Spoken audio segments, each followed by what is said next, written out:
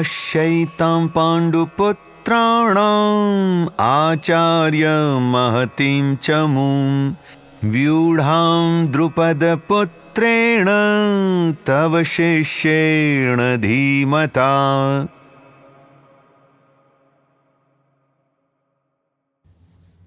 यहां दुर्योधन गुरु द्रोणाचार्य के सामने खड़े हैं और अगले कुछ श्लोकों में वे जो बातें कहेंगे उनसे हमें दुर्योधन के व्यक्तित्व की एक अच्छी झलक मिलती है। यहां पर दुर्योधन गुरु द्रोण से कहते हैं, हे आचार्य, द्रुपद के पुत्र और आपके बुद्धिमान शिष्य धृष्टद्युम्न द्वारा रचनाबद्ध खड़ी हुई पांडवों की सेना देखिए तनिक।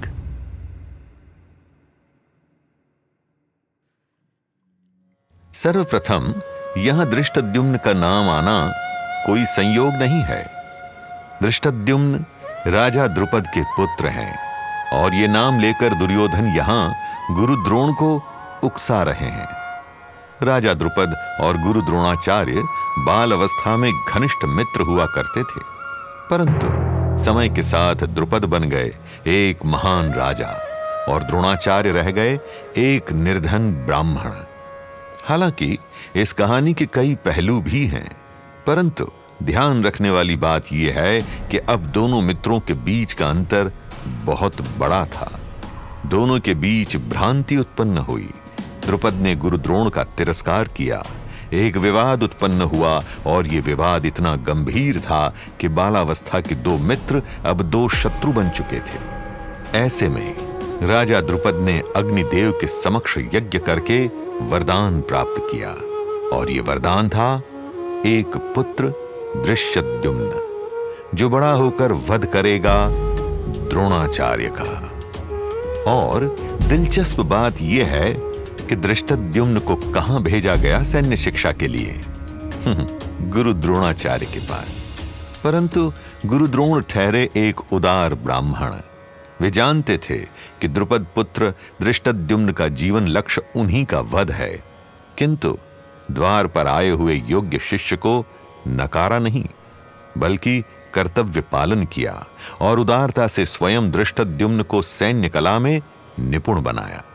और आज वही धृष्टद्युम्न पांडवों की सेना को रचनाबद्ध किए हुए सामने खड़ा है।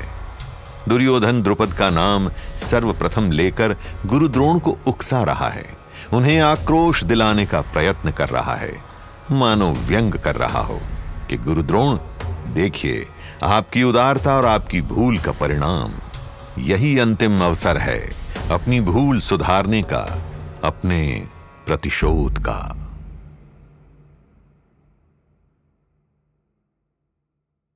दुर्योधन के डर की मनस्थिति यहां साफ झलक रही है।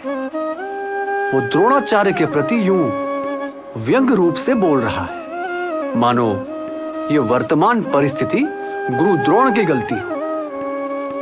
हर किसी को ज्ञात है कि दुर्योधन के छल, कपट और अधर्म का परिणाम है ये महाभारत का युद्ध।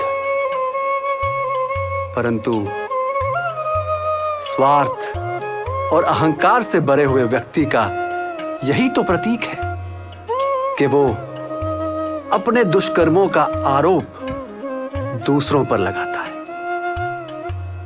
हमारा जीवन हमारा दायित्व है और अपने जीवन का दायित्व ना लेने वाला व्यक्ति औरों पर आरोप लगाता है, उन्हें दोषी ठहराता है।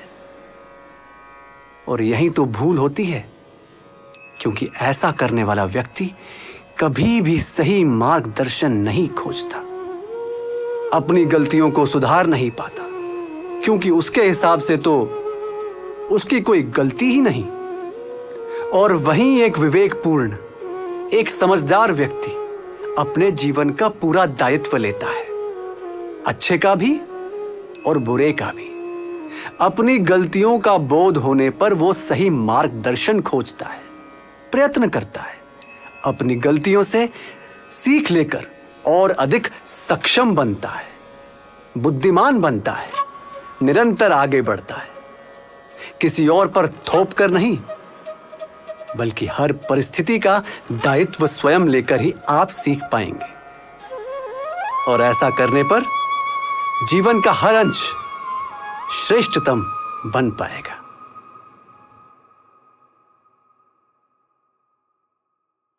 आपको क्या लगता है कि धृष्टद्युम्न को यहां आपका बुद्धिमान शिष्य बुलाकर दुर्योधन किसकी प्रशंसा कर रहा है? गुरु द्रोण की शिक्षा की या धृष्टद्युम्न की बुद्धि की, या फिर किसी की भी नहीं? कटाक्ष की भाषा, कटाक्ष की भाषा है ये। गुरु द्रोण के लिए दुर्योधन के मन में द्वेष इसीलिए भी है क्योंकि वे पांडवों से प्रेम करते थे और शायद दुर्योधन से थोड़ा अधिक। परंतु क्या इसमें गुरु द्रोण की कोई गलती है? बिल्कुल नहीं। किसी से उनकी अच्छाइयों की वजह से स्नेह करना बुरा तो नहीं, और ऐसा स्नेह रोका भी तो नहीं जा सकता। पर दुर्योधन तो पूर्ण नियंत्रण चाहता है, इस बात पर भी कि गुरु द्रोण पांडवों से प्रेम ना करें। और क्योंकि ये उसके नियंत्रण में नहीं है, वो जुझलाकर कटाक्ष की भाषा का प्रयोग कर रहा है। कटाक्ष शब्द में ही उसका निहित रूप है। ये शब्द काटता है, ये शब्द काटता है संबंधों को, परिजनों के हृदय को। शब्द मीठे चुनने से बात मीठी नहीं हो जाती। मन मीठा रखने से ही बात मीठी होती है। किसी और पर नियंत्रण की चेष्टा भी प्रेम के विपरीत ही है। अगर हम चाहते हैं कि लोग हमें अपना स्नेह दें, तो संबंधों में नियंत्रण की प्रवृत्ति हमें छोड़नी होगी, क्योंकि स्वतंत्रता ही है जो सम्मान देती है और संबंधों में मिठास घोलती है।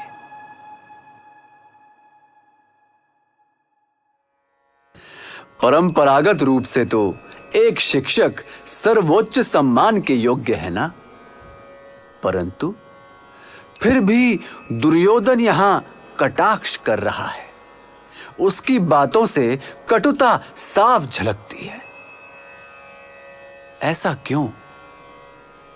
इससे हमें व्यवसायिक जीवन की एक बहुत बड़ी सीख मिलती है। दुर्योधन अपने राजसी पद और शक्ति से इतना मोहित है कि वो भूल गया है यही गुरु द्रोण हैं जिनकी सैन्य शिक्षा की वजह से वो स्वयं आज एक महान योद्धा है, कौरवों का नेतृत्व करने के योग्य है। दुर्योधन की ऐसी दुष्ट भावना का मूल है उसका अहंकार, और यही अहंकार बनेगा उसके पतन का कारण। परंतु भयंकर आंधी में वृक्ष वही टिका रहता है जो या तो झुकना जानता है या फिर जितना पृथ्वी के ऊपर है उससे कहीं अधिक है पृथ्वी के नीचे। हमारे व्यावसायिक जीवन में भी आंधियां आना निश्चित है।